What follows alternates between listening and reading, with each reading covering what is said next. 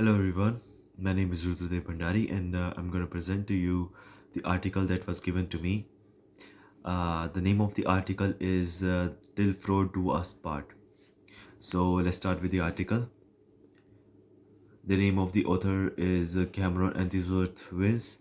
So I'm going to talk about him on the starting. He's author of Maclean's Magazine. Occupation is director of Prospectors and Developers Association of Canada Education. MA in journalism from University of Western Ontario. Um, Skills, news writing, article, and publication. Nationality is Canada. So let's go to introduction. The article is written by Cameron Anthony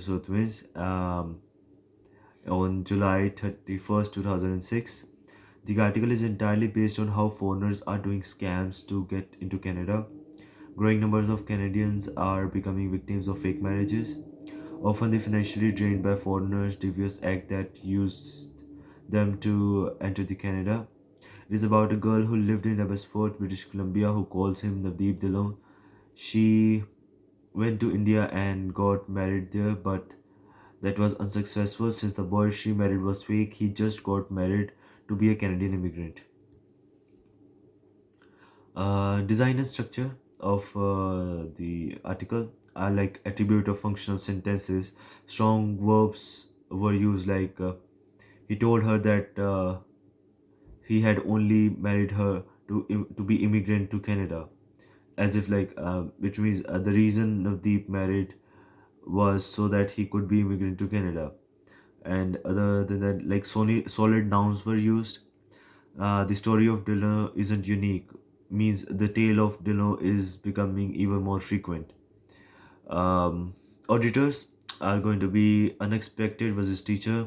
Purpose is going to be notification versus opinion, and position is going to be neutral versus stepping up. So, yeah, the style of author. The author has used the structure and style in a journalist style. Um, How is it that he introduced us? The essay is written in a distinct reporting style that an academic essay. This is a brief account of what happens to Dilo, her comments about it, and officials' view. Critical analysis. The article discussed the issue about fraud marriage, which can be stated by the statement like in the article, the statement, but Dilo's dream of a happy marriage quickly turns into the nightmare when she says he told her that he only wed her to be immigrant to Canada and then disappeared without a trace.